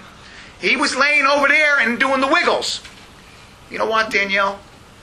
I have these dolls. These aren't dolls that we play with. I use them to help me talk to kids. This is the introduction. I use them to help me talk to kids. They have all the body parts we looked at before. And you don't take off the doll's clothes. They already told you what a wiener is, what boobies are, right? So you've already done the anatomy part. So you simply pull down the pants to show the penis a little bit. He's got everything that boys have. A wiener, a butt, boobies. You just kind of pull up the shirt. This takes seconds. Here's the girl doll. This is going to be the Danielle. This is going to be you, Danielle. She's got boobies, a vagina, and a butt. Okay. Now you told me about the wiggle game you played with Grandpa on the bed that night in the attic. Show me with these dolls where Grandpa was and where you were and how he played the wiggle game with you. What's happening? What are you doing? What's Grandpa doing? What are you doing now? Pulling down? I pull up her skirt. Why are you pulling up her skirt? Because Grandpa pulled it up. So you encourage narration and they show. Thank you for showing me with the dolls. And you put the dolls away. So you post these, or are they on there? Well, Diana, remember, when the child makes a disclosure, then you can move on to the adult. Right. Right. But I'm just wondering if anybody saw that video about the dolls. Anybody? I don't know. We need to move on, but I'll post it. Okay. Just remind me by email. I'll post it so you can see it. What was the next thing? Okay, the impact of suggestion, leading, misleading, forced choice questions. Okay, I'm not going to talk about that. You need to focus on that. Suggestive questions can lead to an erroneous outcome, right? We need to differentiate between these question types, and we need to follow up direct questions with open-ended questions. I've made this point to you earlier today. To avoid, it is a no-no to ask misleading questions, right? How many times did he lick your vagina? That's not an evidence. It hurt your body when he put his penis inside your vagina, didn't it? There was blood after he put his penis inside you, wasn't there? That's a misleading question. Nobody said that. And it's a tag question. And it's suggestive. And it's coercive. Because didn't he and wasn't he have a tinge of coercion in them? We're to avoid them at all costs. I mean, stuff like that happens once in a while. It is what it is. You need to look at it and then look at the interview as a whole. But the more that happens, the more you undermine the credibility of the interview, and maybe it's not effective. It's not trustworthy, and we have to reevaluate where we're going with this case. So you need to appreciate the impact of leading, forced questions, coercive questions, multiple choice without an open end, how question types and suggestibility can impact the disclosure process, and why it's important to know this stuff. Right? What was the other thing I mentioned this afternoon? Relevance of memory. The relevance of memory in children's development. We talked a lot about child development. Right? So you're going to need to express why it's important to know how children develop language. That they have problems with pronouns. That the passive voice can result in bad conclusions and confusion. Right? We talked about linguistic competence. We talked about general child development. Why is that important in a forensic interview? That's why we recommend, if you ask a question and get a dumbfounded look or non-responsive. Do you remember Clinton and his boxers versus briefs? To the boy in the video, boxers are something very different from briefs. It's my narration. To the boy in the video. Well, to Clinton, there was a linguistic failure, right? To him, they ain't the same thing. Boxers are boxers, and briefs are briefs, and underwears is underwears, and If he said to you, I wasn't wearing no briefs, we're like, man, he was naked underneath. Okay, I wasn't wearing any underwears. So you think he wasn't wearing any underwears? He must have had pants on with no underwears. But if we didn't figure out later that that boxers are something completely different, we'd think that he had on sweats with no underpants. And that might have confounded our conclusions or the process of our interview. There are so many different places where we could be talking. As Professor John Meyer says, the professor of evidence out in California, assume you're not on the same page and you'll be okay. Throughout the interview, we'll be going this way, they'll be going that way, but eventually, if you ask the right questions, there will be communication.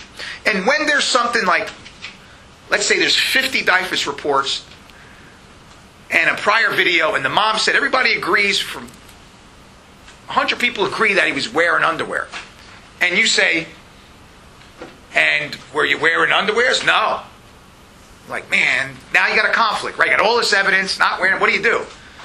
You follow up. You ask the question differently. There may be a reason why you guys are not communicating, that you're getting a weird response that's not consistent with your expectations. And it may be related to any number of things. The passive voice, using pronouns, wording something wrong, your tone. Switch it up. You don't need to figure out that I use the passive voice and 2 personal pronouns and a double negative. You don't need to know that. Just change the question. That's the remedy. And child development's obviously important, right? The more we know, the better we can interview. What's the last thing, Franklin, I mentioned? That's it? Covered everything. All right. Any questions? Listen, if the cyber cafe isn't active, I encourage you to use it. I encourage online folks to use it as well. Not the cyber cafe. You use that as well. The exam discussion board. There's a discussion board for the final exam. And I also recommend, it's a little late in the season for this, you probably should have did this, maybe you did with the Cyber Cafe, is have that pushed to your email. Because whenever you post in the Cyber Cafe, it gets pushed to my email. So I don't have to go on Blackboard. And like if I send you an attachment, rather if I post a response to a single student who can't open Learning Project 4 reliability factors, if I go in the Cyber Cafe discussion board and I answer her or him with a post, and there's an attachment, maybe a different version of the reliability factors, and that gets pushed to your cell phone, the attachment gets pushed too, or it gets pushed to your email. When you open your email, that attachment will be there too. You don't have to go into the Blackboard to even get the attachment. It gets pushed to your email as well. So you don't even have to go into Blackboard to find that. On the other hand, this is way too late, the class is over, but I need to say this in the future. On the other hand, if a single student, like 3.5 threads in, poses a question, and I answer it, and you don't see it, and you don't drill down, you may never see it, and I get the same questions. So I need to emphasize that. And one way around that is to just get everything pushed to your phone, at least the Cyber Cafe. And you don't get killed with that. It's not intrusive. Anyway, next week, right here, 5 essays, short answers, and 5 objective questions, worth a lot less.